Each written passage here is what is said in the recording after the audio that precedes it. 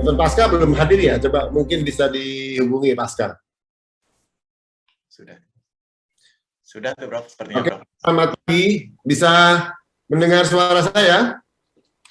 Bagus, Prof. Baik, ini ada hadir. Selamat pagi, Assalamualaikum warahmatullahi wabarakatuh. Selamat datang di acara The Second I Have Card 2022.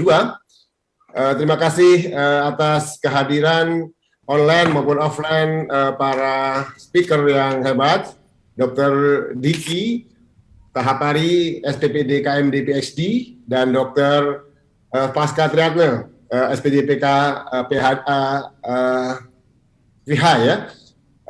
Pagi ini kita mempunyai tema yang sangat menarik sekali terkait pembicaraan antara risk factor to be developed to the heart failure, dan risk factor ini sangat dominan dan mempunyai hazard ratio yang sangat tinggi terkait dengan terjadinya heart failure. Kemudian pembicara kedua nanti Dr. Pasca akan memberikan tambahan wacana buat kita bagaimana mengobati heart failure dalam perspektif beta blocker. Jadi kita tahu bahwa heart failure ini the end state of the disease yang berhubungannya dengan metabolic atau sympathetic pathway, di mana dua aspek pathway ini selain pathway yang lain akan sangat mempengaruhi terkait dengan mulai dari early detection, prompt treatment, dan prognosis dari heart failure. Baik, saya persilahkan pertama Dr. Diki Tahapari ini, beliau adalah wakil ketua klaster penelitian metabolik, kardiovaskuler, dan aging di Emory Universitas Indonesia. Selamat pagi, Dr. Diki. Pagi, Bro. Dr. Diki, baik. Alhamdulillah. Silakan Dr. Diki untuk memaparkan materinya. Kemudian nanti dilanjutkan dengan Dr. Pasca, baru kemudian kita diskusi. Silakan, Dok. Baik, terima kasih, Prof. Assalamualaikum warahmatullahi wabarakatuh. Selamat pagi dan salam sejahtera buat para guru besar, senior, dan rekan sejawat sekalian. Sebelumnya mengucapkan terima kasih diberikan kepercayaan untuk sama-sama berdiskusi ya Prof, nanti ya Prof, mengenai pengelolaan kardiometabolik, khususnya saya membicarakan mengenai faktor risikonya. Jadi saya mendapatkan tugas untuk sedikit sharing pengantar mengenai bagaimana mengelola pre-diabetes sebagai salah satu progressive cardiovascular risk. Nah, kalau kita lihat memang progresi natural alami dari penyakit kardiometabolik itu berjalan memang puluhan tahun, bisa tahunan, puluhan tahun ya. Mulai dari seorang yang tadinya nampaknya sehat atau sehat, kemudian ada faktor predisposisi genetik, ada faktor lingkungan yang akan menyebabkan timbulnya faktor risiko kardiometabolik, berjalan terus menjadi pre-diabetes, subclinical atherosclerosis, dan akhirnya menjadi manifestasi klinik sebagai penyakit kardiometabolik. Baik itu diabetes, baik itu penyakit coronary artery disease, dan lain sebagainya. Jadi memang prosesnya berjalan panjang. Nah, kalau kita lihat bicara mengenai pre-diabetes, saya rasa senior rekan sejawat sekalian sudah sangat paham bahwa kita selalu menggunakan angka-angka ini sebagai dasar diagnosis diabetes maupun pre-diabetes. Bisa menggunakan HbA1c, gula darah puasa, ataupun glucose tolerance test, atau tes toleransi glukosa oral. Angka normalnya berapa? HbA1c di bawah 5,7, gula darah puasa di bawah 100, pasca TTGO di bawah 140, untuk yang normal. Untuk yang diabetes, 6,5, 126, dan 200. Nah, di antaranya ini kita kenal sebagai pre-diabetes. Sebenarnya kalau kita lihat ya dari nilai titik potong yang digunakan untuk diagnosis diabetes itu, senior rekan sejawat sekalian, itu berdasarkan dari penelitian di population base di PIMA India yang proporsi penyakit diabetesnya sangat tinggi. Angka-angka itu diderive dari angka di mana pada saat gula darah tersebut terjadi peningkatan yang tajam kejadian retinopati diabetes derajat menengah, moderate non-proliferative diabetic retinopathy. Jadi secara filosofis sebenarnya diagnosis diabetes ini dasarnya adalah timbulnya komplikasi pada titik kadar gula darah tertentu. Dalam hal ini adalah komplikasi mikrovaskuler. Dan yang mudah dilihat adalah pembuluh darah mata. Jadi menggunakan dasar retinopati diabetes. Jadi secara filosofis sebenarnya diagnosisnya sudah dalam tanda kutip terlambat karena berdasarkan komplikasi. Nah kalau kita lihat di Indonesia, itu memang masalah diabetes, saya rasa senior kan sekalian sangat paham bahwa 1 dari 10 penduduk dewasa di Indonesia itu mengalami diabetes. Jadi kurang lebih 19 sampai 20 juta ini mengalami diabetes. 86% tidak terdiagnosis, sangat tinggi sekali. Dari yang sudah terdiagnosis, yang sudah terkontrol cuma sekitar 30%, 70% tidak terkontrol. Dan satu hal lagi yang penting adalah semakin banyak yang usia muda, apalagi ditambah dengan struktur demografis Indonesia yang banyak usia produktif, itu 1/4 dari 20 juta penduduk ini berada pada usia di bawah 45 tahun. Dan ini penting karena terkait dengan risiko terbentuknya komplikasi yang akan mengganggu kualitas hidup dan meningkatkan mortalitas. Ini data penelitian sudah cukup lama, 10 tahun yang lalu di Indonesia, kita lihat angka komplikasi diabetes itu banyak sekali ya. Khususnya hari ini kita bahas cardiovascular complication itu sekitar 20% atau 1/5. Tapi ini pemeriksaan yang dilakukan secara rutin ya, tidak dilakukan screening untuk seluruh pasien. Misalkan untuk gagal ginjal, gangguan fungsi ginjal misalkan, entah itu proteinuria atau penurunan fungsi ginjal, kita penelitian terbaru kita di Puskesmas di DKI dan di Bogor, itu kalau kita aktif case finding, itu gangguan fungsi ginjal itu sekitar 40-50% dari keseluruhan pasien diabetes. Jadi angka ini mungkin underrepresentasi dari yang sesungguhnya ada di populasi. Nah ini tentu saja menimbulkan beban biaya yang besar ya, kita lihat di sini, makanya penting sekali acara-acara seperti ini, untuk sama-sama berkolaborasi untuk menangani salah satu penyebab pengeluaran biaya kesehatan yang paling besar di Indonesia terkait komplikasi diabetes adalah penyakit kardiovaskular. Nah, kalau kita bicara mengenai diabetes, sebenarnya kan itu kan prosesnya berjalan sangat panjang.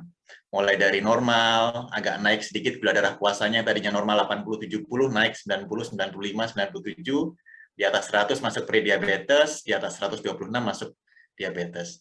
Sebenarnya risikonya itu bersifat kontinu, tidak hitam dan putih. Tidak diabetes risikonya tinggi, normal, prediabetes itu jauh. Tapi tergantung dari tingginya kadar gula darah dan beratnya derajat metaboliknya. Jadi kita bilangnya glycemic continuum. Di kardiovaskuler ada namanya kardiovaskular continuum, di diabetes, di hiperglikemia juga ada. Ini gambar yang sebenarnya menjadi dasar pengelolaan diabetes secara umum. Jadi pada pasien-pasien dengan predisposisi genetik dan adanya obesitas atau gangguan atau perubahan pola hidup, awalnya ada resistensi insulin. Saat terjadi resistensi insulin, badan kita akan mengkompensate dengan kompensatori beta sel hiperplasia.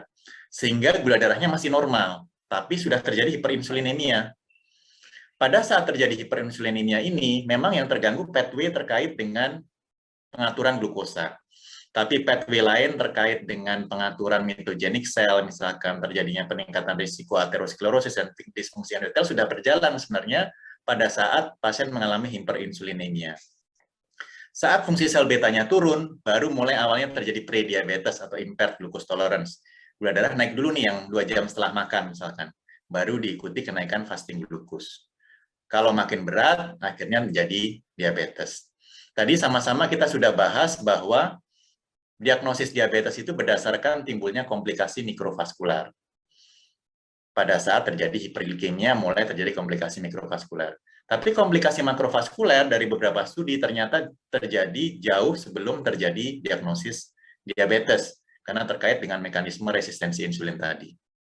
Jadi memang kalau kita mau mencegah komplikasi kardiovaskuler, maka harus maju tidak hanya diabetes, tapi mulai dari prediabetes dan faktor-faktor risiko lainnya harus kita kendalikan.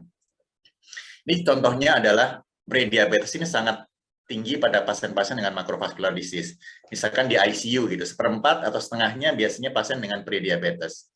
Ini pasien CAD, 1/4-nya dengan prediabetes, PAD juga sama, stroke sekitar 1/3-nya dengan prediabetes, pasien gagal jantung dengan prediabetes.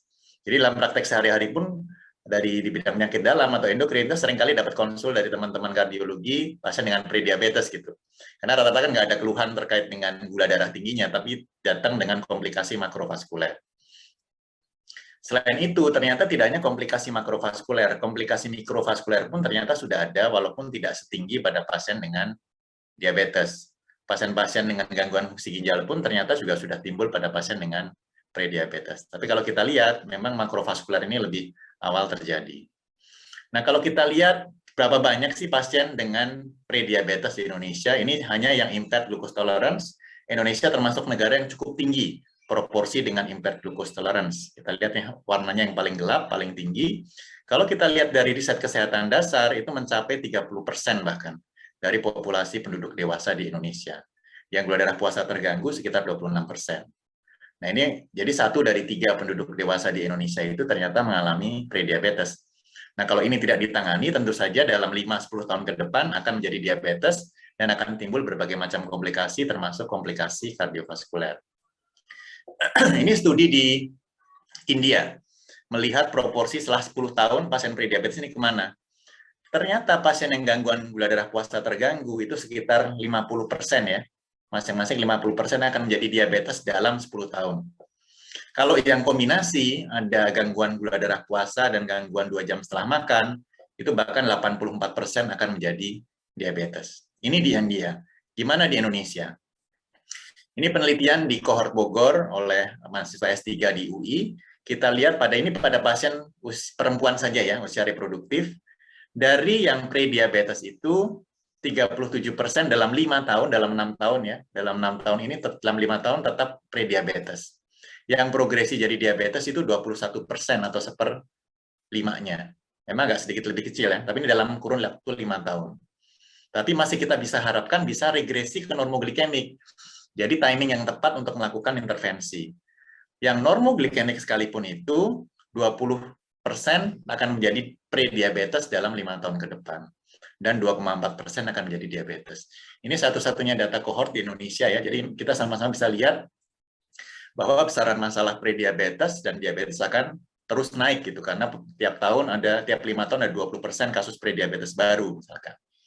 Dan yang prediabetes akan menjadi diabetes.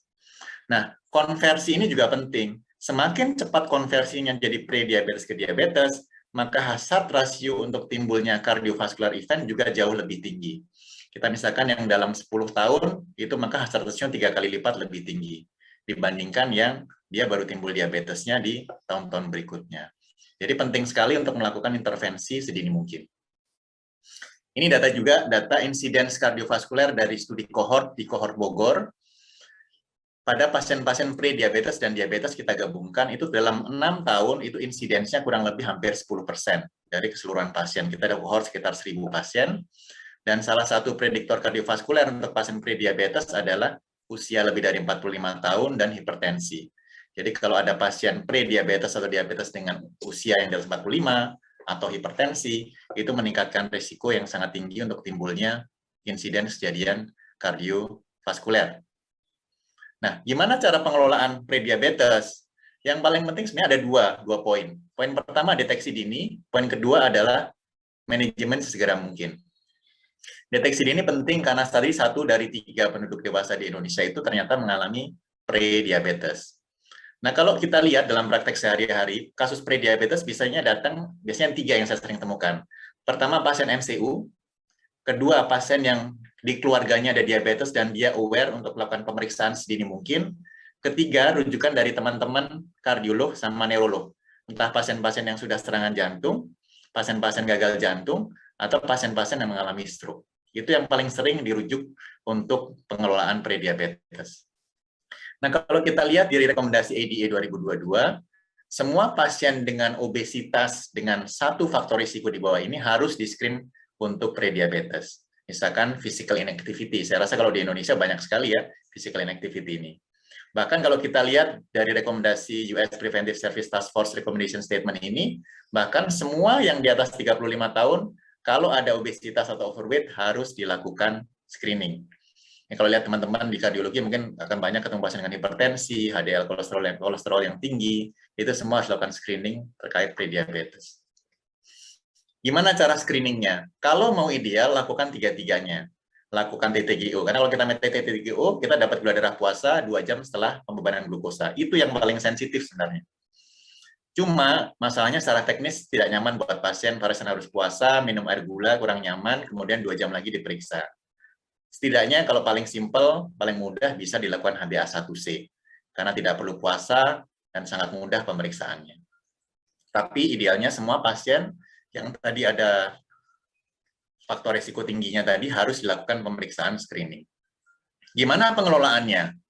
Pengelolaannya tujuannya adalah menormalisasi kadar gula darah dan mencegah atau menghambat progresi menjadi diabetes dan komplikasinya. Karena tadi kita lihat bahwa kalau gula darahnya makin naik jadi diabetes, kardiovaskular risk-nya juga in paralel juga akan naik. Jadi yang bisa kita lakukan adalah menurunkan progresinya. Tapi jangan lupa faktor risiko lain seperti obesitas, hipertensi, dislipidemi, dan faktor risiko kardiovaskular lainnya seperti merokok juga harus ditangani. Yang paling penting pertama adalah apa? Yang paling penting adalah intensif lifestyle therapy. Kalau pasiennya dengan obesitas, tujuan utamanya adalah menurunkan berat badannya, dalam arti massa lemaknya diturunkan. Targetnya sekitar 5-10%, beberapa literatur menyebutkan 5-15% dalam 3-6 bulan. Kita seringkali kolaborasi dengan teman-teman gizi klinik, misalkan untuk membantu mengatur penurunan berat badan, program exercise, kerjasama dengan teman-teman kedokteran olahraga, misalkan. Dan kemudian jangan lupa treat ASCVD risk factor. Saya rasa teman-teman semua sudah paham sekali terkait ini. Saya cuma mau stressing yang penting adalah weight loss terapi ini sangat penting. Terutama kalau usianya masih muda, ada obesitas, dengan kita turunkan berat badannya, kita harapkan faktor risiko kardiovaskularnya bisa mengalami perbaikan. Kapan kita melakukan treatment? Nanti kita bahas di belakang. Tapi kalau kita lihat di sini dari rekomendasinya, kalau ada cuma satu pre-DM kriteria, maka intensify weight loss therapy atau lifestyle dulu. Tapi kalau 2 kriteria, misalkan ada gangguan gula darah puasa sama 2 jam, langsung terapi dari awal untuk medikamentosa. Bisa dimulai dengan medikasi yang low risk, metformin, akarbus, paling banyak metformin. Kalau memang belum terkontrol, bisa dikombinasi dengan atau diganti dengan pendekatan yang lain. Nanti kita bahas di belakang. Jadi intinya di sini adalah pertama dasarnya adalah perubahan pola hidup.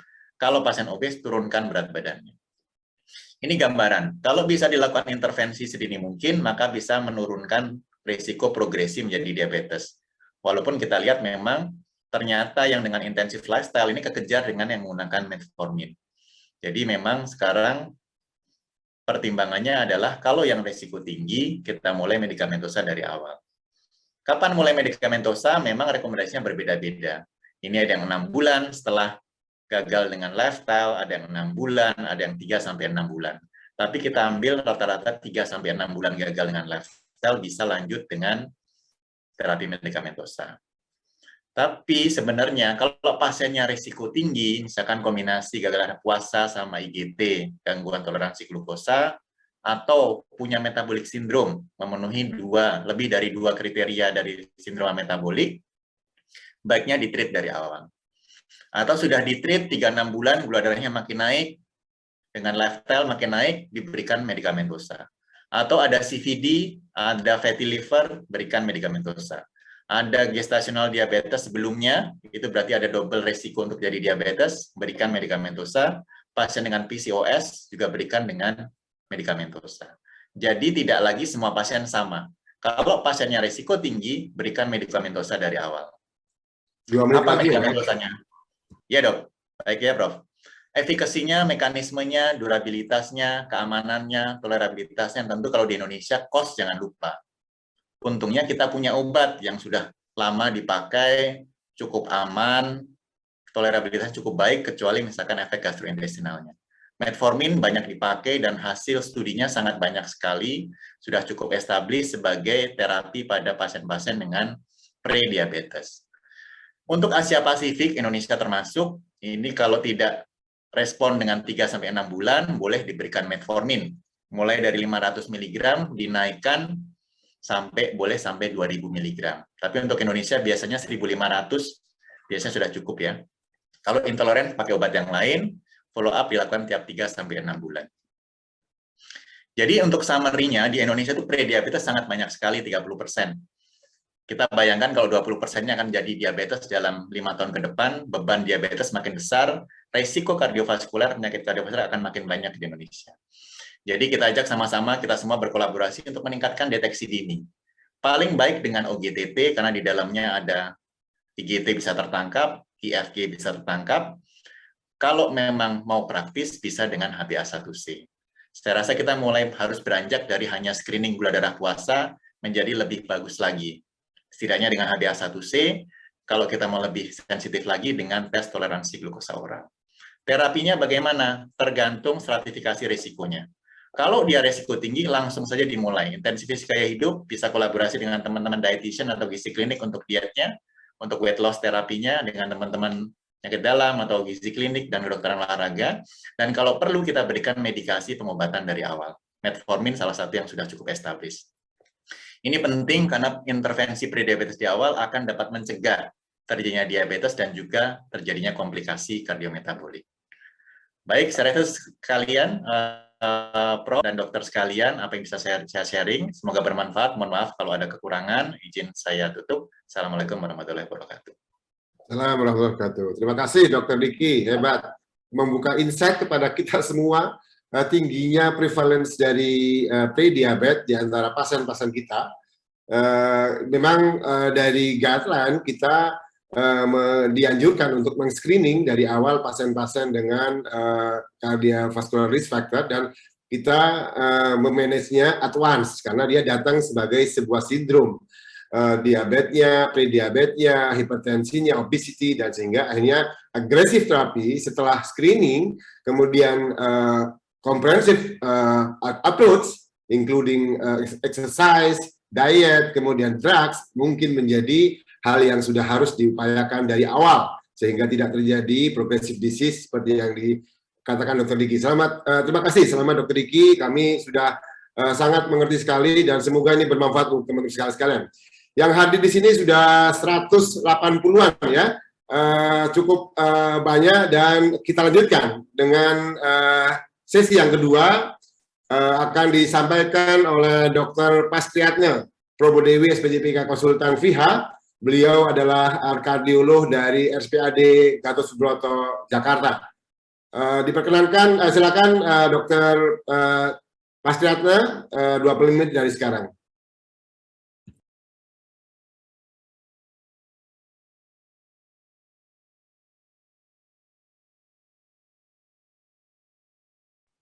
Suaranya belum.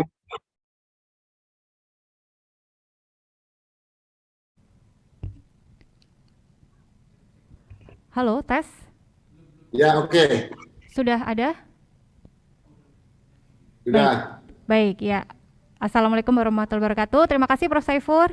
Terima kasih juga Dr. Diki dan senior serta sejawat sekalian semua yang sudah bergabung pada pagi hari ini di rangkaian acara IF Card. Jadi topik saya pada pagi hari ini nanti kita akan berdiskusi bersama. Saya akan sharing topik dengan judul Sympathetic Blockade in Heart Failure Beyond Target Heart Rate. Slide ininya.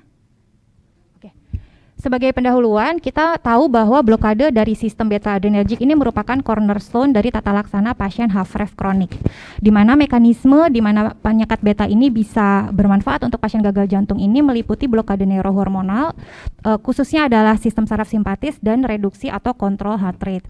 Kita juga tahu bahwa heart rate kemarin sudah banyak dibahas di hari pertama IF Card, di mana heart rate yang diukur pada saat istirahat dan pada saat sinus rhythm ini memiliki nilai prognostik pada pasien dengan disfungsi sistolik ventrikel kiri, dan di mana perubahan heart rate ini juga merupakan prediktor terhadap outcome pasien gagal jantung. Namun memang masih terdapat kebertentangan bukti di mana yang kadang-kadang kita bingung nih, klinisi ini sebenarnya harus mentargetkan dosis penyekat beta, harus mentargetkan penurunan heart rate, atau keduanya dalam tata laksana pasien gagal jantung. Nah, kita bahas sebentar mengenai patofisiologi gagal jantung. Kita tahu bahwa penyakit ini merupakan sindroma klinis di mana penyebabnya ini bisa berbagai macam dan kesemua penyebab ini bisa mengakibatkan insult yang mengakibatkan perubahan atau kelainan struktural dan atau fungsional pada jantung.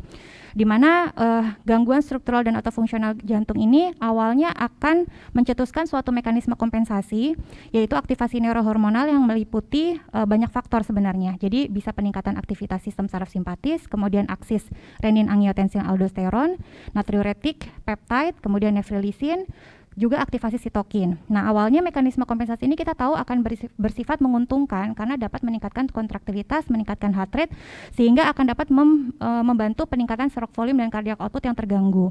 Namun lama-kelamaan mekanisme kompensasi ini akan bersifat maladaptif dan kemudian dapat mengakibatkan remodeling atrial serta ventrikular dan pada akhirnya akan mengakibatkan kerusakan lebih lanjut pada struktur dan fungsi jantung dan pada akhirnya pasien jatuh ke dalam kondisi gagal jantung.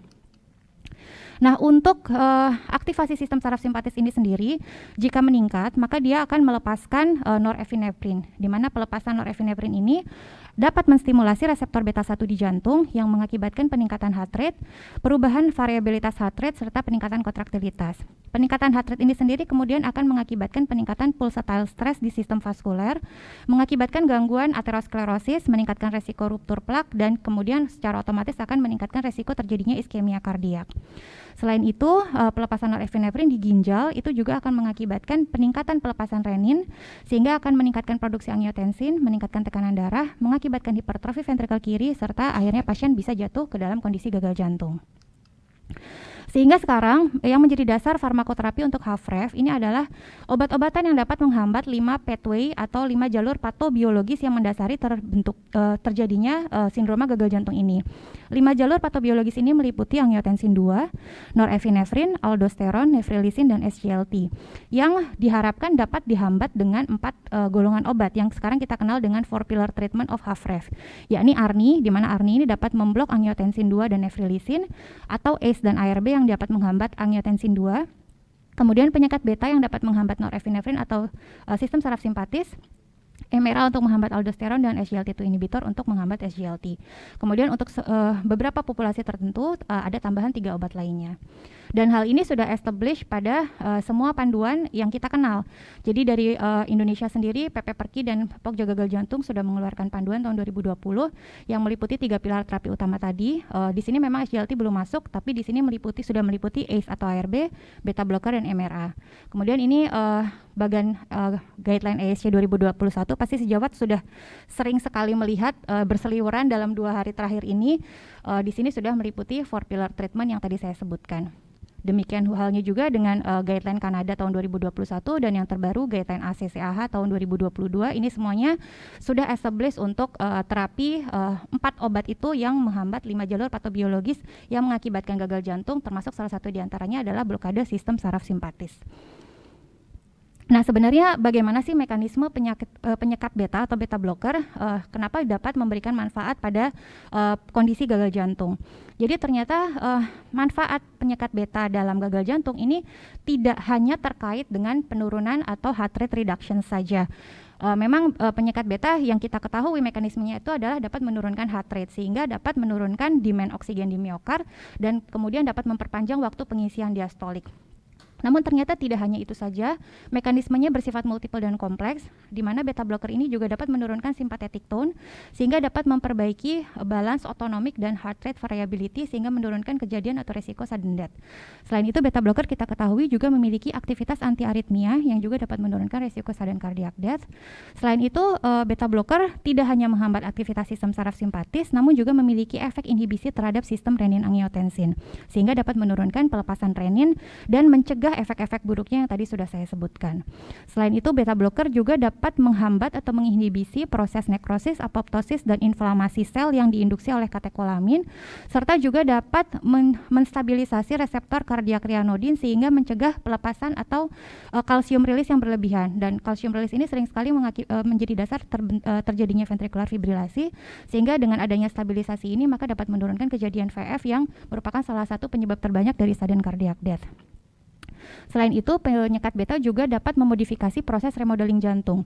Kita tahu bahwa pada gagal jantung tadi terjadi atrial dan ventricular remodeling, dan ini salah satunya dapat di-delay atau di-reverse oleh beta blocker, sehingga dapat menurunkan volume ventricle kiri dan dapat meningkatkan fraksi ejeksi. Jadi kalau kita lihat di sini, jadi manfaatnya ini banyak sekali melalui beberapa jalur tertentu dan tidak hanya sekedar hanya dengan penurunan heart rate saja.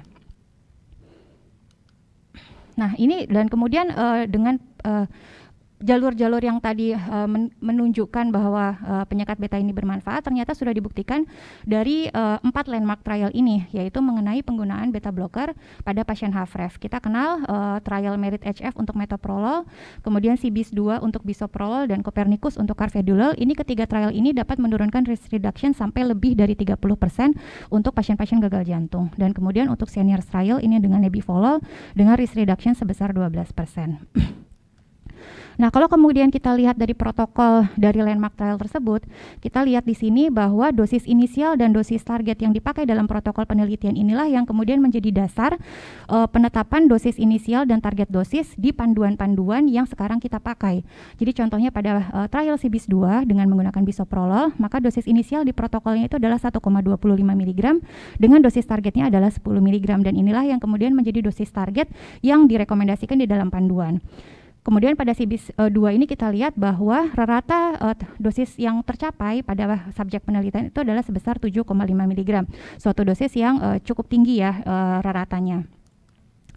Nah, tapi apakah semua subjek penelitian dalam landmark trial tersebut dapat mencapai dosis target? Ternyata tidak sepenuhnya. Jadi kalau kita lihat di sini pada studi Copernicus hanya sekitar 65% pasien subjek penelitian yang mencapai target dosis. Dan pada penelitian CBIS-2 hanya sekitar 42,5% subjek penelitian yang menerima dosis target.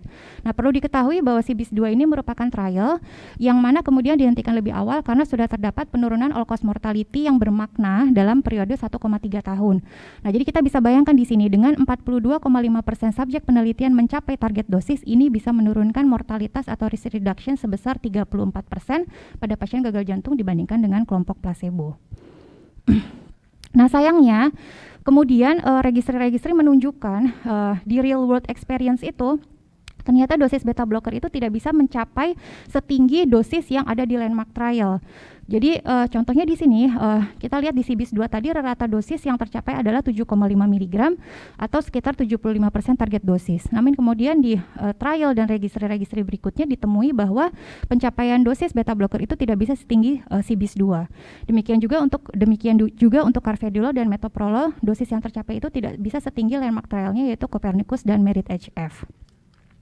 Dan hal ini menjadi masalah karena apa? Karena kita sudah tahu tadi bahwa sebenarnya dosis target yang tercapai itulah yang kemudian memberikan manfaat terbesar pada pasien gagal jantung. Nah, sekarang kita lihat bagaimana registry di Asia. Di sini ternyata adalah dengan Asian HF Registry ini menunjukkan bahwa populasi gagal jantung di Indonesia ini hanya mendapat sekitar 61% penyekat beta. Dengan ratanya itu hanya mencapai 35-40% dari dosis target yang direkomendasikan. Jadi dari registry ini kita bisa tahu bahwa sebagian besar pasien-pasien di Indonesia ini menerima dosis beta blocker ini kurang dari 50% dari dosis target. Padahal kalau kita lihat manfaatnya, ternyata manfaat penyekat beta pada pasien gagal jantung ini tidak ada bedanya dengan pada populasi Asia dengan populasi non-Asia. Artinya apa? Jadi pada populasi Asia pun ternyata manfaat penyekat beta untuk menurunkan mortalitas pada penderita gagal jantung ini sama halnya dengan populasi non-Asia, di mana manfaat atau efektivitas terbesar dari pemberian penyekat beta itu dapat tercapai jika dosisnya itu mencapai 50% sampai target dosis 100%. Nah, ini adalah suatu penelitian yaitu Guide It Trial. Dia mencoba melihat limitasi atau keterbatasan apa saja yang membuat optimalisasi dari guideline directed medical therapy ini tidak bisa tercapai di real world. Jadi di sini mencoba mengevaluasi dibagi dua kelompok. Kelompok yang satu optimalisasi GDMT tanpa guiding biomarker, dan yang kelompok yang kedua itu adalah optimalisasi GDMT berdasarkan panduan biomarker yakni NT-proBNP dengan targetnya adalah NT-proBNP sampai turun di bawah 1000. Nah, kalau kita lihat di sini, maka pada kelompok yang tidak dipandu biomarker itu dua alasan terbesar kenapa optimalisasi itu tidak berjalan seperti yang diharapkan adalah yang pertama adalah karena klinisi menganggap pasien itu sudah clinically stable, dan alasan yang kedua itu adalah karena pasien sudah di dalam dosis maksimal yang dapat ditoleransi.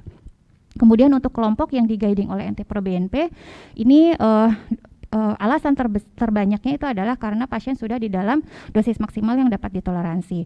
Nah, tapi ternyata studi ini mengkonklusi bahwa optimalisasi GDMT yang berdasarkan panduan biomarker ini tidak lebih efektif daripada tanpa panduan biomarker, karena ternyata pada akhirnya target biomarker yang diharapkan kurang dari 1000 itu tidak tercapai pada kelompok yang di-guide oleh biomarker. Oke, nah kemudian kalau kita tahu dari guide tadi bahwa optimalisasi GDMT itu sedikit berhubungan dengan panduan biomarker, nah tetap sebaiknya para klinisi itu memiliki panduan lain selain hanya dari subjektivitas penilaian klinis saja untuk menilai dosis maksimal yang dapat ditoleransi oleh pasien. Nah, ini salah satunya adalah dari kuesioner Kansas City Cardiomyopathy Questionnaire, di mana di penelitian ini peneliti mencoba mengevaluasi perbaikan gejala klinis pasien yang diukur secara objektif dengan kuesioner. Jadi dari skala 0 sampai 100, di mana semakin besar itu perbaikan kualitas hidup pasien itu semakin baik. Ternyata dengan perubahan treatment yang gagal jantung, maka menunjukkan bahwa pasien-pasien ini mengalami perbaikan nilai dari kuesioner ini yang ditunjukkan dengan semakin improvement. Jadi di atas 20 poin itu menunjukkan perbaikan klinis secara bermakna. Jadi di sini kita bisa menyimpulkan bahwa dengan optimalisasi atau perubahan dosis obat, maka akan memperbaiki keluhan pasien yang diukur secara objektif dengan kuesioner ini. Nah, kemudian pertanyaan selanjutnya adalah yang tadi, yang masih kontradiktif tadi. Jadi apakah kita seharusnya mentargetkan dosis beta blocker atau apakah kita mentargetkan heart rate dalam menterapi pasien gagal jantung? Yang perlu diingat di sini adalah bahwa kita memberikan penyekat beta pada pasien gagal jantung ini bukan untuk menurunkan heart rate. Kita tahu tadi dari manfaat-manfaatnya bahwa pemberian penyekat beta ini akan terkait dengan penurunan mortalitas. Sehingga pemberian penyekat beta pada pasien gagal jantung itu utamanya adalah untuk menurunkan mortalitas dan memperpanjang survival atau harapan hidup pasien. Nah, di sini ada suatu trial yaitu HF Action Trial. Dia membagi menjadi kelompok beta blocker dosis tinggi dan beta blocker dosis rendah. Ini disetarakan dengan dosis carvedilol, di mana dosis carvedilol di bawah 25 itu dianggap low dose dan di atas 25 itu dianggap high dose.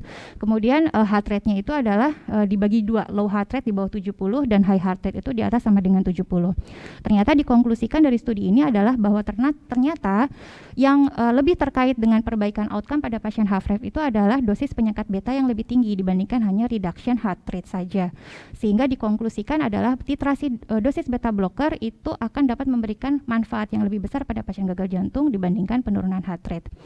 Nah, kalau kita lihat di sini di kelompoknya, maka mereka yang mendapatkan outcome yang paling buruk itu adalah yang warna merah solid. Betul. Jadi yang memiliki dosis beta blocker rendah dan heart rate yang tinggi. Jadi dosis beta blockernya di bawah 25 dan heart rate-nya masih di atas 70, itu yang memiliki outcome yang paling buruk. Dan mereka yang mendapatkan outcome yang paling baik itu yang berwarna ungu putus-putus. Jadi mereka yang mendapatkan beta blocker tinggi dan heart rate yang rendah. Nah, kemudian kalau kita lihat dari trial aslinya tahun 2012, ternyata bahwa terdapat hubungan yang linear antara dosis beta blocker dengan penurunan mortalitas, di mana semakin tinggi dosis beta blocker itu, maka mortalitas pasien itu akan semakin menurun. Namun setelah mencapai dosis target 50 mg itu tidak ada tambahan manfaat dari peningkatan dosis beta blocker lagi. Nah, ini baik, terima kasih Prof. Nah, ini tadi hasilnya adalah bahwa setelah di-adjust maka hanya beta blocker dosis tinggi sajalah yang memberikan hubungan dengan outcome yang lebih baik pada pasien gagal jantung. Sementara heart rate effect low dan versus high heart rate itu tidak bermakna secara statistik. Oke, ini saya skip saja. Oke. Nah, sekarang pertanyaannya adalah apakah itu dosis maksimal yang dapat ditoleransi? Ini ada suatu studi observasional mencoba mengevaluasi dosis ACE inhibitor atau ARB dan beta blocker yang memberi kemanfaatan kepada pasien gagal jantung, dan ternyata kita lihat di sini bahwa manfaat terbesar dicapai apabila dosis beta blocker, ACE inhibitor atau ARB itu dapat mencapai lebih dari 50% dosis target. Nah, ini juga ada suatu optimal medical therapy score, di mana di sini mencoba mengevaluasi skor berapakah yang dianggap sebagai optimal skor untuk pasien-pasien gagal jantung. Jadi kalau kita lihat di sini, kalau beta blocker bisa mencapai dosis lebih dari 50% itu mendapat nilai 2, ACE inhibitor atau ARB di atas 50% juga mendapat nilai 2, ARNI berapapun mendapat nilai 2, MRA, NIDOS mendapat nilai 1, hydralazine dan ISDN mendapat nilai 1. Dan disebut optimal itu adalah kalau skornya itu di atas sama dengan 5. Jadi kalau misalnya pasien kita sudah mendapatkan dosis beta blocker di atas 50%, nilainya 2, ACE inhibitor 2, dan dapat MRA, itu sebenarnya sudah mencapai kriteria minimal untuk disebut optimal karena skornya sudah lebih dari sama dengan 5. Nah, jadi kembali lagi di registry tadi bahwa kenapa dosis optimalisasi itu tidak bisa berjalan seperti yang diharapkan, sehingga kita sebagai klinisi adalah harus mengenali dan mengatasi barrier-barrier kenapa optimalisasi itu tidak dapat berjalan seperti yang diharapkan. Jadi kita sebagai klinisi itu tidak boleh melabel terlalu mudah bahwa pasien itu sudah mendapat dosis maksimal yang dapat ditoleransi. Kita harus mengevaluasi penyebab apakah yang masih bisa dimodifikasi, kenapa kemudian ketika diberikan atau diaptitrasi golongan obat tersebut pasien mengalami perburukan. Misalnya jika pasien mengeluh perburukan sesak nafas, maka kita bisa pertama menambahkan dosis diuretik terlebih dahulu. Kemudian jika tidak berhasil, baru kemudian bisa mempertimbangkan untuk menurunkan dosis beta blocker. Kecuali apabila pasien kemudian mengalami perburukan yang sangat berat, di mana peningkatan heart rate itu menjadi satu-satunya mekanisme kompensasi untuk dapat meningkatkan cardiac output, misalnya pada kondisi shock kardiogenik, baru di situ kemudian kita bisa mempertimbangkan untuk menghentikan sementara beta blocker. Demikian juga dengan heart rate yang lebih rendah. Jadi jika sinus rhythm kurang dari 50 dan AF kurang dari 60 disertai dengan perburukan simptom, maka kita baru bisa mempertimbangkan untuk menurunkan atau menghentikan dosis beta blocker. Dan juga dengan hipotensi simptomatik. Sebelumnya kita harus mempertimbangkan untuk menghentikan obat-obatan lain seperti nitrat, CCB, dan vasodilator lain yang mungkin bisa mengakibatkan tekanan darah pasien menjadi turun sebelum kita menghentikan atau menurunkan dosis beta blockernya yang merupakan salah satu obat utama untuk pasien HFrEF. Kemudian untuk pasien jika sudah tidak ada keluhan kongesti lagi, maka kita bisa mempertimbangkan untuk menghentikan atau menurunkan dosis diuretiknya. Jadi jika semua kendala-kendala ini tidak dapat diatasi dengan metode lain selain menghentikan beta blocker atau menyetop beta blocker, barulah kita bisa melabel pasien ini sebagai sudah mendapatkan dosis maksimal yang dapat ditoleransi.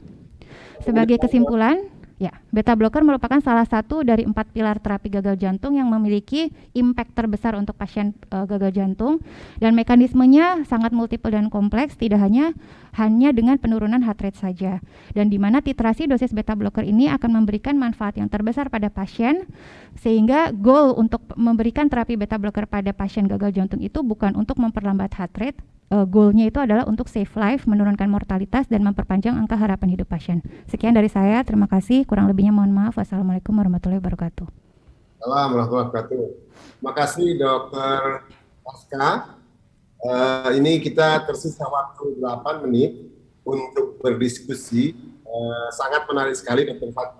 Pasca tadi terkait dengan how to achieve beta blocker goals.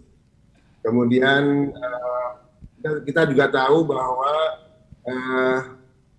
beta blocker itu harus memenuhi guideline directed medical treatment. Ada goal tertentu, dosis tertentu yang harus diatur. Ada pertanyaan dari peserta secara online dari Dr. Rolando.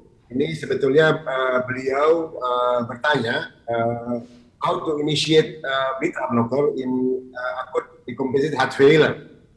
Kemudian juga nanti bisa dilanjutkan saya kaitkan satu dengan pertanyaan ketika acute heart failure apakah memang diberikan sendirian tanpa ARB terlebih dahulu. Ini terkait dengan kemudian tadi beberapa sudah dijelaskan tentang how to update rate dan how to achieve itu. Silakan Dr. Pasca.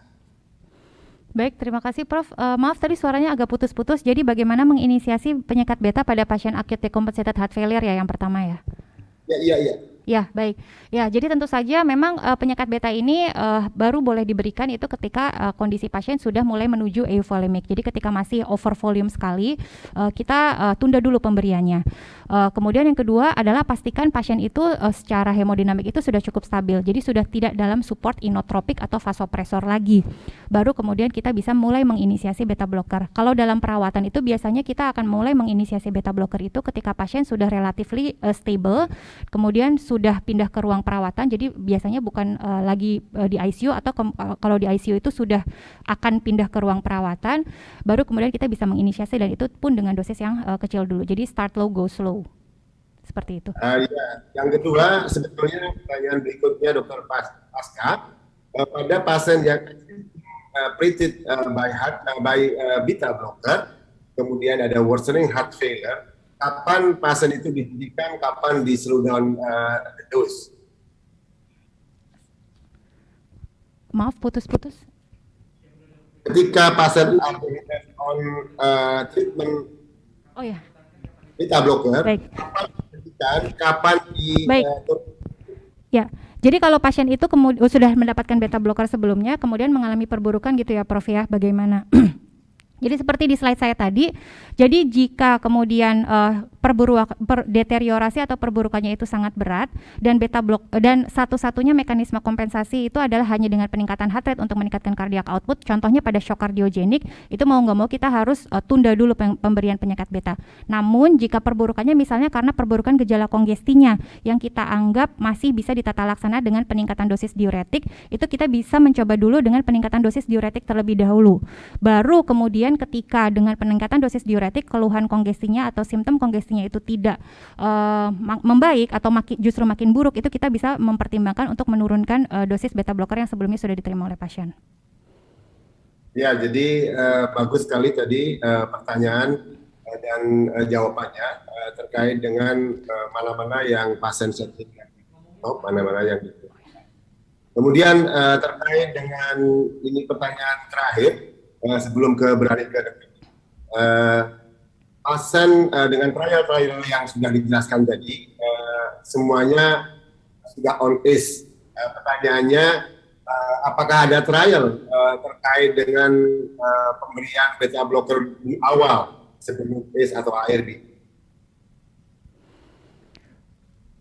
Jadi sebelum pemberian ACE atau ARB. Jadi sebenarnya kalau di panduan yang terbaru itu kita sebenarnya sekarang secara horizontal. Jadi 4 pilar treatment itu baik ACE, ARB, beta blocker atau MRA dan SGLT2 itu sebenarnya bisa diaptitrasi tidak menunggu salah satu agent terlebih dahulu. Jadi selama pasien itu tidak ada kontraindikasi, untuk beta blocker adalah secara hemodinamik stabil, itu kita bisa memberikan terlebih dahulu untuk beta blockernya, apalagi jika memang kemudian pasien itu misalnya memiliki komorbid, ada gangguan aritmia atau yang lainnya, itu kita bisa masukkan lebih dahulu. Jadi tidak ada harus stepwise seperti itu, Prof.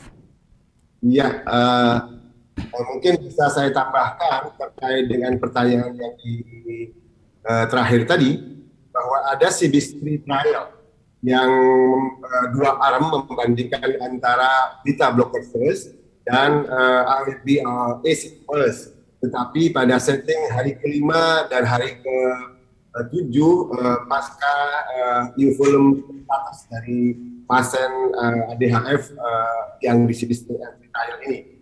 Benefit dari beta blocker first pada trial itu adalah menurunkan sudden death. Tapi outcome yang lain seperti hospitalisasi, kemudian MIS yang lain sama. Apakah didahulukan, apa diundurkan? Yang disebutkan Dr. Pasca tadi, kita punya guideline dari mana dari pathway yang sudah ada, apakah pathway simpatetik, apakah pathway angiotensin, aldosteron, anti atau natrium peptide, itu diberikan sequencing tergantung dari kondisi pasiennya, yang mana yang dibutuhkan dahulu. Ini tentunya challenging guideline direct. case by case according to the patient condition. Ini nanti akan sangat menarik sekali ketika guideline yang baru kita bicarakan, tetapi kayaknya di dalam forum ini. Terima kasih Dr. Pasca. Nanti kita bertanya nih kepada Dr. Henry, Dr. Diki. Dr. Diki, ini yang banyak kekhawatiran di teman-teman sejawat kita ini adalah efek samping beta blocker kepada metabolic disease-nya. Sejauh ini bagaimana sebetulnya dampak beta blocker, terutama agen-agen yang spesifik? Katakanlah kita sekarang standing dengan Merck dengan Concor ya, apakah mempunyai dampak metabolik dan sejauh mana dampak itu? Terima kasih Dr. Diki. Baik, terima kasih Prof.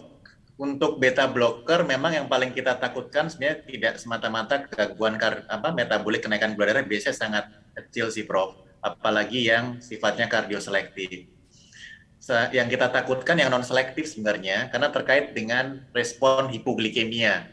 Jadi kalau pasien-pasien yang menggunakan obat-obatan yang hipoglikemianya tinggi seperti sulfonylurea, insulin, memang kita harus hati-hati. Tapi selama kita bisa edukasi ke pasien, monitor dengan baik, sepertinya selama ini tidak ada masalah ya Prof. Tapi kalau menggunakan yang kardioselektif seperti bisoprol, sepertinya tidak ada masalah Prof selama ini Prof penggunaannya Prof. Terima kasih Prof. Itu short term maupun long term ya? Iya, baik short term long term nggak ada ini Prof yang membahayakan Prof. Dan memang kan memperbaiki outcome juga ya Prof untuk yang beta blocker ya Prof. Ya, kalau multiple pathway dari akses neurohormonal patetik yang bisa diblok dari beta blocker. Mohon maaf ini saya banyak sekali pertanyaan Dr. Pasca. Saya rangkum saja sebetulnya kita sama-sama ingin by the end outcome itu bagus ya Dr. Pasca dengan cara mencapai nearly optimal dose terkait dengan dosisnya. Oleh karena itu ada yang bertanya sampai tiap berapa lama yaitu di update rate untuk menaikkan dalam pencapaian as maximal patient. Baik, terima kasih. Jadi kalau dalam panduannya itu memang beta blocker itu di start low, go slow. Jadi kita bisa menguptitrasi setelah pasien mendapatkan dosis inisial itu paling cepat itu 2 minggu. Namun kembali lagi evaluasi dari kondisi klinis pasiennya ya. Jadi apakah tidak ada kontraindikasi, kemudian pasien juga tidak ada keluhan, nah itu kita bisa melakukan uptitrasi setiap 2 minggu sampai mencapai dosis target yang direkomendasikan. Seperti itu. Dan seperti yang tadi saya katakan bahwa tujuannya itu adalah mencapai paling tidak itu optimal itu adalah di atas 50% dosis target. Jadi misalnya untuk bisoprolol itu jadi minimal itu dikatakan optimal itu kalau pasien sudah mendapatkan dosis di atas sama dengan 5 mg. Lebih ideal lagi jika bisa mencapai 10 mg. Ya, Dr. Pasca, ini kita masih ada rapat yang semakin panas rasanya. Hot discussion ya terkait dengan beta blocker ini. Saya punya penelitian di Malang. Kalau misalnya pasien dipulangkan berbasis simptom dan klinikal, maka cognitive state berdasarkan echo itu didapatkan di 20 sampai 30 pasien dan rehospitalisasi dalam 3 bulan juga 30%. Jadi ini menjadi penting buat kita bahwa pasien itu memang ketika non optimized treatment artinya kadar hormonal sama neuronal itu masih tinggi yang membuat progressing kan sehingga perlu dicapai. Nah, pencapaiannya misalnya karena masif dari diuresis atau multiple unnecessary vasodilators. Karena kita kan kadang-kadang fluoressensinya diteruskan sampai belum pulang padahal sudah eupolemik, yang membuat kita chance untuk menguptitrasi beta blocker menjadi lebih rendah karena takut tensinya yang terlalu rendah. Betul. Ya, atau lagi kemudian pasiennya resting. Sudah 70-60, belum exercise. Kalau kami sebetulnya ada metode di mana pasien bisa diisi clinical test, kemudian dilihat peningkatan heart rate-nya. Ketika dia masih naik di atas 10%, itu masih ada tempat beta blocker untuk mengoptimalkan. Jadi beberapa hal yang sangat menjadi penting untuk kita evaluasi adalah toleransi pasien itu dilihat kebutuhan obat-obat mana yang diperlukan, mana-mana yang di stop dulu, kemudian diaktifkan beta blokernya. Demikian juga kondisi optimal dose yang lain. Kembali ke Dr. Budi lagi. Saya melihat heart failure ini dalam perspektif prediabetes memang agak menarik, Dr. Budi, karena sebetulnya kita tidak secara rutin memeriksa OGTT karena tidak nyaman, kan? Jadi, apalagi kemudian kita pada yang non obes bukan kelihatan metabolik sindrom, kadang-kadang kita hanya memeriksa gula darah acak on admission, Dr. Diki.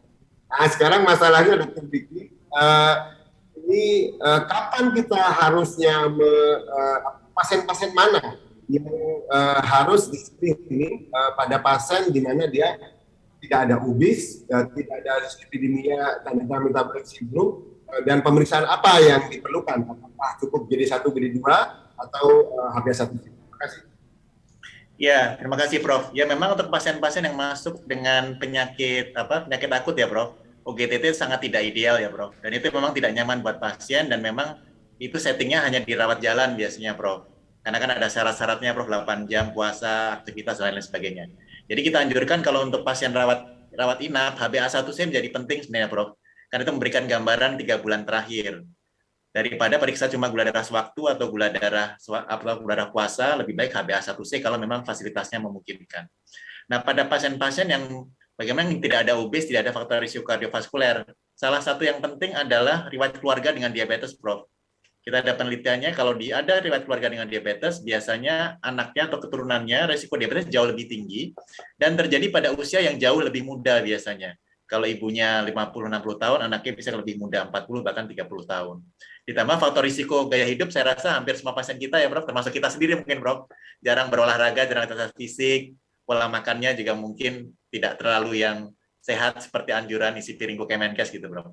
Jadi memang PR sama-sama sini Prof untuk model screening ini Prof, supaya kita tangkap di depan. Karena kalau prediabetes tangkap di depan, bisa intervensi, bisa kita regress kembali ke normal, dan itu bisa mencegah banyak komplikasi ke depannya Prof. Mungkin itu Prof, terima kasih Prof. Wah, bagus banget. Jadi kita melihat juga ada predisposing factors tadi ya, ada predisposisi genetik yang mending kita harus dari awal aware terkait dengan predisposisi genetik ditambah lifestyle yang sudah kita juga terlibat di dalamnya. Kemudian ini masih ada 4 menit lagi. Sementara peserta mencapai 251. Terima kasih atas kehadiran dan stay dengan kita sampai dengan di akhir sesi ini. Kembali saya ada pertanyaan dari peserta untuk Dr. Pasca. Ini terkait dengan red heart failure, Dok. Apakah memang masih ada tempat pemberian beta blocker di heart failure yang kanan? Kemudian untuk yang kreatinin yang tinggi atau terganggu, bagaimana adjusting dose dari bisoprolol ini? Terima kasih. Baik, terima kasih Prof. Jadi kalau misalnya pada gagal jantung kanan, di mana memang akibat dari gagal jantung kiri, jadi kalau kanannya akibat dari gagal jantung kiri, itu tentu ada tempatnya. Jadi tidak ada bedanya, karena memang kita mengobati HFrEF-nya. Tapi kalau isolated right heart failure, itu memang golongan penyakit beta ini belum terbukti memberikan manfaat, Prof. Seperti itu.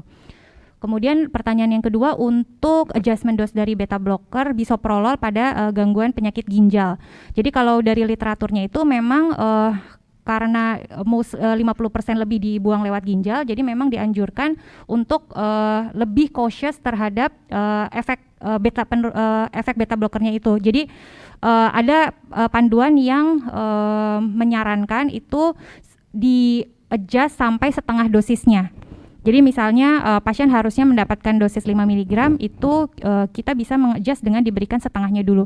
Namun kembali lagi itu tidak saklek ya menurut saya, karena beberapa pasien saya dengan gangguan fungsi ginjal pun selama tidak ada perburukan atau kontraindikasi, itu dosis beta blockernya sebenarnya bisa sama saja dengan tanpa gangguan fungsi ginjal, apalagi kemudian jika pasiennya sudah menjalani hemodialisa secara rutin. Baik, ini kita dibatasi waktu ya, masih ada beberapa pertanyaan lagi, tapi senada kira-kira bahwa pemakaian beta blocker saya pikir adalah ini aksis dari sentral maupun perifer dari beta blocker ini, terutama pada pasien-pasien dengan heart failure. Apakah itu dengan very low EF, left heart failure, maupun biventricular heart failure, pada dasarnya adalah menyetop atau menghentikan circulus cycle, lingkaran setan dari neurohormonal axis dan juga terkait dengan sympathetic axis, di mana nanti benefitnya tidak hanya short term tapi long term. Menjelang akhir dari sesi ini, kami ingin memberikan kesimpulan bahwa tadi Dr. Diki sangat bagus sekali memaparkan, membuat kita aware terkait dengan banyaknya prediabetes pada pasien-pasien kita. Di populasi umum pun sudah 30%, ya, jadi menyerupai juga di hipertensi seperti itu sebagai faktor risiko. Dan di antara pasien heart failure 40%-nya adalah prediabetes, dan itu lebih mudah dibandingkan populasi di luar negeri. Dan tidak beruntungnya itu terjadi dialami oleh pasien-pasien yang produktif, usia produktif. Makanya menjadi penting dan challenging buat kita di frontliner maupun kardiolog atau SPPD untuk bisa screen dari awal. Mana-mana yang di screen adalah mereka-mereka dengan genetic background, kemudian terlihat hipertensi dan faktor risiko yang lain dan nampak seperti metabolic syndrome. Kemudian ada kaitannya dengan beberapa faktor risiko yang lain yang mesti di-screen. Kami juga secara rutin meng-screennya. Dan ternyata memang efektif untuk bisa membuat intervensi di depan sehingga mencegah progresivitas dan meningkatkan outcome. Untuk Dr. Pasca, terima kasih. Ini ada insight yang bagus dari beberapa trial terkait dengan pemakaian beta blocker, how to initiate, how to upgrade, dan how to achieve the goal of terapi. Karena kita tidak hanya melihat adanya dosis yang rendah, tetapi terbukti bahwa dengan targeted optimal dose as guideline said, itu jauh lebih benefit dan meningkatkan outcome yang cukup baik dibandingkan yang tidak. Terima kasih sekali lagi pada pembicara yang sangat hebat, Dr. Diki, Dr. Pasca, dan semua teman-teman yang hadir di sini. Semoga ilmu ini bermanfaat. Sampai jumpa di acara IHF berikutnya. Assalamualaikum warahmatullahi wabarakatuh. Terima kasih, Prof. Terima kasih, Dok. Terima kasih, sama-sama.